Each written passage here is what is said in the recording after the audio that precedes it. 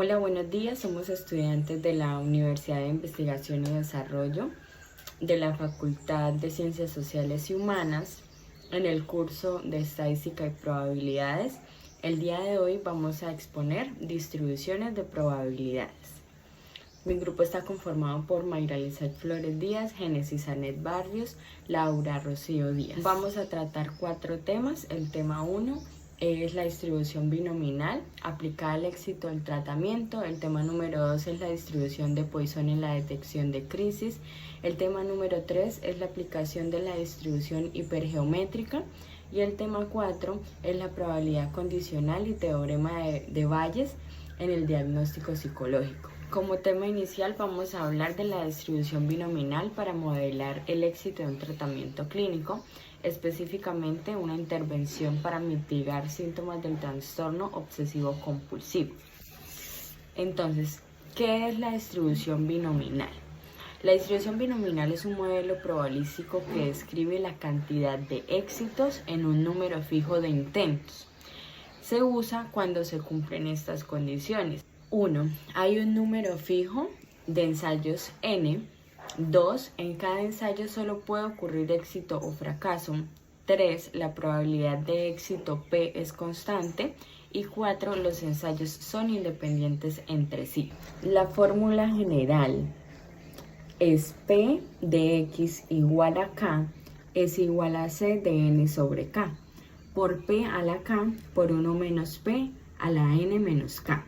Esto significa que la probabilidad de obtener exactamente K éxitos en N intentos es igual a el número de combinaciones de N elementos tomados de K en N multiplicados por la probabilidad de éxito elevada a la K por la probabilidad de fracaso elevada a la N menos K, donde N es igual al número de pacientes tratados, donde K es igual al número de pacientes que mejoran, donde P es igual a la probabilidad individual de mejoría y X es igual al número total de mejorías de la muestra. En la psicología clínica, la distribución binominal sirve para estimar la efectividad de un tratamiento, predecir resultados esperados en grupos de pacientes, comparar intervenciones y conocemos sus probabilidades de éxito, tomar decisiones basadas en evidencia mediante datos probabilísticos.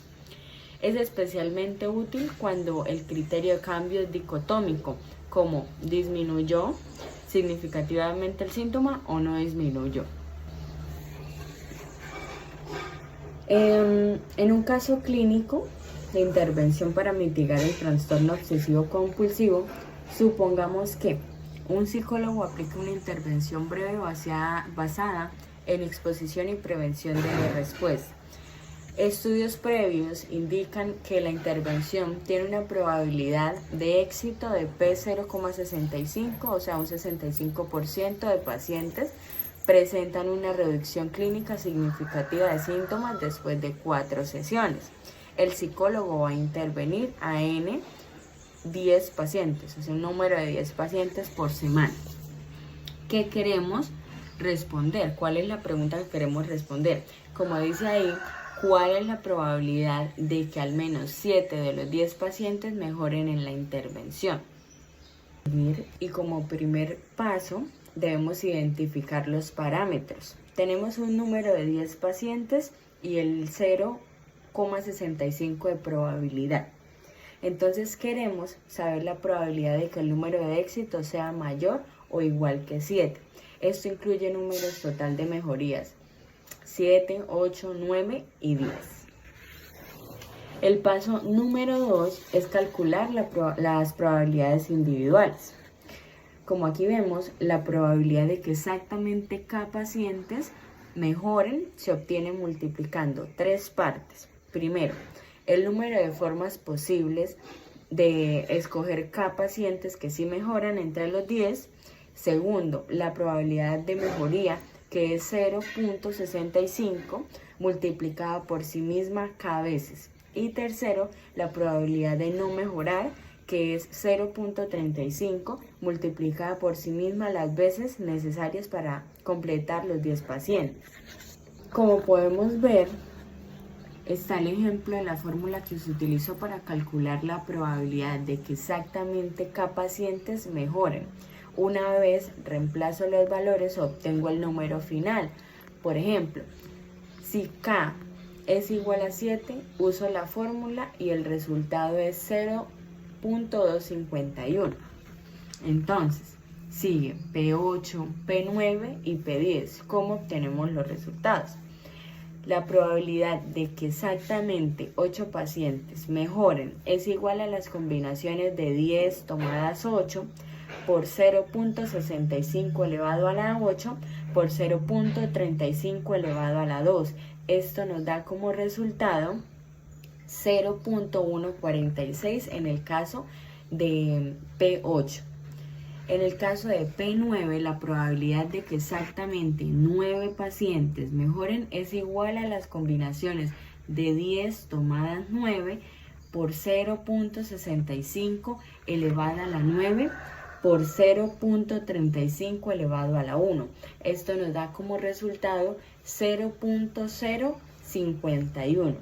La probabilidad de que 10 pacientes mejoren, que sería P10, es igual a las combinaciones de 10 tomadas 10 por 0.65 a la 10. Esto nos da como resultado 0.010. Cuando ya obtenemos todos estos resultados, hacemos las operaciones, el tercer punto es sumar las probabilidades. Entonces la probabilidad de que el número de éxitos sea mayor o igual a 7 es la suma de todas las probabilidades que acabamos de calcular. Por lo tanto, nos da como resultado 0.458. Aquí ya podemos realizar la justificación clínica y responder a la pregunta inicial. Entonces, la probabilidad de que al menos 7 de los 10 pacientes mejoren con esa intervención es aproximadamente el 45,8%. Es decir, casi la mitad de las veces, cuando el terapeuta trabaje con un grupo de 10 pacientes, podrá esperar que 7 o más presenten una mejoría clínica significativa. Esto permite proyectar resultados, planear recursos y evaluar la efectividad real de un modelo terapéutico. La distribución de Poisson nos sirve para calcular las probabilidades de que ocurra un evento que es poco frecuente durante un tiempo fijo. La fórmula para calcular es la siguiente. P de X igual a K es igual a E elevado a la menos lambda por lambda elevado a la K entre K factorial, donde lambda es el número promedio de eventos en el intervalo, K es el número específico de eventos que queremos calcular y E tiene un valor fijo de 2.71828. A continuación tenemos un caso práctico en psicología organizacional donde se busca la detección temprana de acoso laboral mediante la distribución de Poisson. En una empresa llamada Mondonet, con un total de 1.200 empleados, en el Departamento de Talento Humano se registran de manera semanal incidentes reportados de posible acoso laboral, entre los que se encuentran comentarios sexistas, excluyentes, humillaciones públicas, entre otros. Estos incidentes son relativamente raros, ocurren de manera independiente y se asume que la tasa aproximada es constante por semana. Entonces, los datos históricos que tenemos de este caso se dieron en las últimas 52 semanas y tenemos un total de incidentes reportados de 104. Para sacar un promedio semanal, utilizamos sacar el valor de lambda, que sería dividir el total de incidentes reportados, que sería 104, entre el periodo en el que se reportaron, que serían 52 semanas. Dividimos estos valores y nos daría 2 incidentes por semana. Y se decide usar la distribución de Poisson con lambda igual a 2 como modelo de referencia para establecer un sistema de alerta ante la crisis organizacional que podría generar los casos de acoso laboral. Ante el objetivo del sistema de detección de crisis, definimos los siguientes umbrales de alerta. Inicialmente tenemos la zona verde, que iría de 0 a 3 incidentes por semana, siendo una situación normal. una zona amarilla de 4 a 5 incidentes por semana, lo que requeriría un monitoreo intensivo. Y finalmente una zona roja, que serían con casos igual o mayores a 6 incidentes por semana, y habría que activar un protocolo de crisis, una investigación inmediata, intervención psicológica y al mismo tiempo la posible suspensión de las áreas o personas involucradas en los casos de acoso laboral. A través de la distribución de Poisson nos daremos cuenta si estos umbrales que ya hemos establecido son correctos o no para el caso en cuestión. Ante la pregunta problema de cuál es la probabilidad de que en una semana normal haya 6 o más incidentes si la tasa real sigue siendo lambda igual a 2, esto nos diría si el umbral de zona roja es razonable o no. Para eso utilizamos P de X mayor o igual a 6, igual a 1, menos P de X menor o igual a 5. Y analizamos todas las posibilidades partiendo desde 0, 1, 2, 3, 4 y 5. Es decir, calculamos todo lo que está debajo del 5, lo restamos a 1 y lo que queda es la probabilidad de 6 o más. Nuevamente replanteamos la fórmula de Poisson y el valor constante de E menos 2 sería igual a 0.1353. Al realizar la operación debemos hacer una sumatoria desde las probabilidades de 0 incidentes a la probabilidad de 5 incidentes. Si hacemos la operación en la calculadora, en la tabla que tenemos a mano derecha, podemos ver cómo hacer el cálculo de manera rápida. Si hacemos la sumatoria, nos da un resultado de 0.9834. Si utilizamos la probabilidad de que P de X sea mayor o igual a 6 igual a 1 menos 0.9834, esto nos daría que P de X es mayor o igual a 6, es igual a 0.0166, dándonos como resultado final de que hay 1.66% de probabilidad. En conclusión, podemos decir que la estadística de 6 incidentes por semana para activar el protocolo de crisis es estadísticamente correcto, ya que al ser más probable que ocurran 2 incidentes por semana, el que ocurran 6 sería algo muy raro y por ende nos indicaría de que es necesario implementar una intervención inmediata para aminorar consecuencias más graves que se puedan dar a futuro. Ahora bien, ¿por qué se usa Poisson o la distribución de Poisson en psicología organizacional y comunitaria? Poisson nos permite cuantificar la probabilidad de que estos eventos ocurran, como lo vimos en el ejercicio, por ejemplo, eventos de acoso laboral. Nos permite detectar picos y anomalías, saber cuándo una situación está por fuera de lo esperado y también nos permite tomar decisiones de prevención, intervención y política organizacional que nos ayude a aminorar y al mismo tiempo eliminar posibles consecuencias que pueden traer a futuro consecuencias psicológicas, no para una persona en particular, sino también de manera general dentro de una organización o comunidad. Buenas tardes, mi nombre es Laura Díaz y voy a estar hablando sobre la distribución hipergeométrica. La distribución hipergeométrica se usa cuando tomamos una muestra sin reemplazo de una población finita, como por ejemplo un grupo de estudiantes. Es útil cuando queremos saber cuántos estudiantes con cierta característica pueden aparecer en la muestra. Como no se repiten participantes, cada vez que elegimos a alguien, la probabilidad cambia. Y por eso, este modelo es ideal para estudios psicológicos o educativos donde la población es limitada. La distribución calcula la probabilidad de obtener exactamente K casos en una muestra de tamaño n, considerando cuántos tienen la característica dentro de la población total n.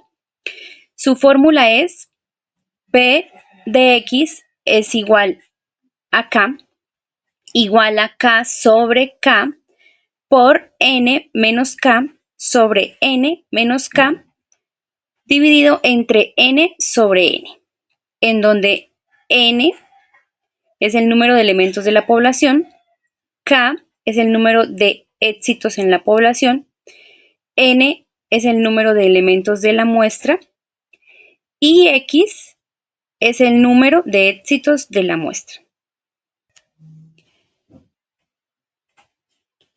Tenemos el siguiente caso para verificar la aplicación de la distribución hipergeométrica. En una escuela hay 120 estudiantes y sabemos que 30 de ellos tienen altos niveles de ansiedad. Queremos seleccionar una muestra de 15 estudiantes para hacer una entrevista más profunda. Como cada estudiante solo puede ser elegido una vez, la selección se hace sin reemplazo. Por eso utilizamos la distribución hipergeométrica, porque es el modelo adecuado cuando la población es finita y el muestreo se hace sin reposición. Tenemos el siguiente. Bueno, entonces, ¿qué se nos pide? Vamos a estar calculando tres aspectos. El primero, la probabilidad de que en la muestra aparezcan exactamente 4 estudiantes con la característica solicitada. El segundo, la probabilidad de que aparezcan como máximo 2. Y el tercero, la probabilidad de que haya al menos un estudiante con la característica solicitada. Bueno, este modelo es utilizado primero porque la población es finita. Es decir, tenemos que 120 es el número de elementos de la población que escogimos. Segundo, la selección es sin reemplazo. Esto quiere decir que un estudiante no puede ser escogido 2 veces. Tercero, la variable X cuenta cuántos estudiantes con la característica deseada aparecen en una muestra de tamaño fijo, en este caso 15. Y por último, es el modelo adecuado en estudios psicológicos donde se trabaja grupos cerrados y muestreo sin reposición. Bueno, tomando entonces el primer ítem, vamos a calcular la probabilidad de seleccionar exactamente 4 estudiantes con la característica. Entonces, recordemos que tenemos el número de elementos de la población, que en este caso es 120, el número de éxitos en la población, que en este caso sería K igual a 30, y tenemos el número de elementos de la muestra, que en este caso serían 15. Entonces, utilizamos la fórmula de la distribución hipergeométrica, donde sustituimos a K igual a 4, la aplicamos y nos da como resultado que hay aproximadamente 24.1% de probabilidad de que una muestra aleatoria de 15 contenga exactamente 4 estudiantes con la característica que estamos solicitando. En el segundo punto, tenemos que la probabilidad sea seleccionar a lo sumo 2 estudiantes. Es decir, que P de X sea menor o igual que 2. Esto significa que estaremos sumando las probabilidades de que X tome los valores de 0, 1 o 2. Entonces, al aplicar la fórmula, tenemos que P de X menor o igual que 2 es igual a la suma desde K igual 0, K igual 2, es decir, 0, 1 o 2, de 30 sobre K por 90 sobre 15 menos K dividido entre 120 sobre 15. Eso nos da como resultado de que, es decir, la probabilidad de que X sea menor o igual a 2 se obtiene sumando las probabilidades para K igual a 0, 1 y 2. Cada término usa la fórmula hipergeométrica, es decir, elegir K casos entre 30, elegir los demás entre 90 y dividir entre todas las formas de elegir 15 estudiantes de 120, dando como resultado que aproximadamente el 21.8% de las muestras tendrán como máximo 2 casos. Ahora, que la probabilidad sea al menos de un estudiante. En este caso vamos a usar la fórmula P de X mayor o igual que 1 es igual a 1 menos P de X igual a 0, que es igual a 1 menos 30 sobre 0 por 90 sobre 15 dividido entre 120 sobre 15. Es decir, restamos de 1 la probabilidad de no seleccionar a ningún estudiante con esta característica. Esa probabilidad se calcula eligiendo 0 casos entre 30 y los 15 estudiantes entre los 90 que no tienen la característica, dividido entre todas las formas posibles de elegir 15 estudiantes de 120. Aquí vamos a tener como resultado que el 99% de probabilidad de que la muestra incluya al menos un estudiante con altos niveles de ansiedad. De esta manera, la distribución hipergeométrica permite estimar de manera precisa cuántos estudiantes con ansiedad podríamos esperar en una muestra sin reemplazo. Y los resultados muestran que es muy probable encontrar casos en la muestra, lo que hace confiable el procedimiento del estudio. Bueno, y ahora entonces vamos a hablar sobre la probabilidad condicional en el teorema de Bayes en el diagnóstico psicológico. Tenemos como probabilidad condicional, que es la que describe la probabilidad de que ocurra un evento dado que ya se sabe que ocurrió otro evento. Se expresa a través de la siguiente fórmula. La probabilidad de A dado B es igual a la probabilidad de A intersección B dividida por la probabilidad de B. En el caso del teorema de Bayes, se utiliza la probabilidad condicional para actualizar una probabilidad inicial, es decir, llamada probabilidad previa o prior, al incorporar nuevamente evidencia. Su fórmula general es la probabilidad de A dado B es igual a la probabilidad de B dado A por la probabilidad de A dividido entre la probabilidad de B. Bueno, y en este ejercicio tenemos una prueba psicométrica para detectar la fobia social. Los datos del test son sensibilidad 85%, que detecta bien a quienes sí tienen el trastorno, especificidad el 90%, descarta bien a quienes no lo tienen, prevalencia de 5% en la población, es decir, solo 5 de cada 100 personas realmente lo presentan. Ahora la pregunta es, si alguien obtiene un resultado positivo, ¿cuál es la probabilidad real de que sí tenga fobia social?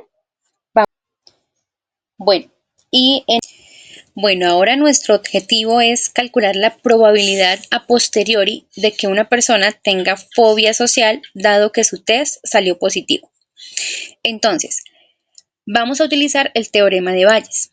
Primero, vamos a definir los datos del problema.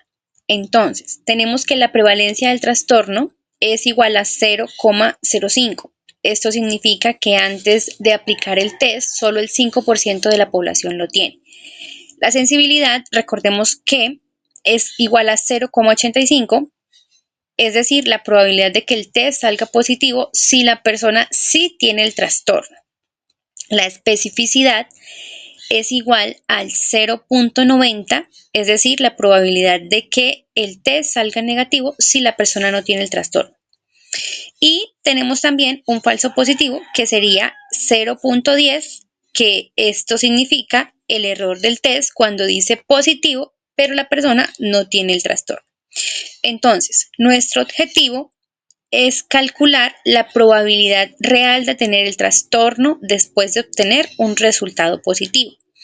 Para eso se aplica el teorema de Bayes, que su fórmula es la probabilidad de tener el trastorno dado un test positivo es el producto entre la sensibilidad y la prevalencia dividido entre ese mismo producto más el producto entre la tasa de falsos positivos y la probabilidad de no tener el trastorno. Sustituimos los valores dados y nos da como resultado que la probabilidad de tener el trastorno dado un resultado positivo es aproximadamente de un 30.9%. Bueno, y así podemos concluir que aunque la prueba es bastante buena, la prevalencia del trastorno es baja. Esto provoca que incluso con un resultado positivo, la probabilidad real de tener fobia social es solo del 31%. O dicho de otra manera, de cada 10 personas que salen positivas, solo 3 realmente tienen el trastorno. Las otras 7 son falsos positivos. En eso también encontramos algunas implicaciones clínicas. Un resultado positivo no es suficiente para diagnosticar. Se debe complementar con entrevistas clínicas, evaluación más profunda o pruebas adicionales más específicas. ¿Por qué ocurre esto?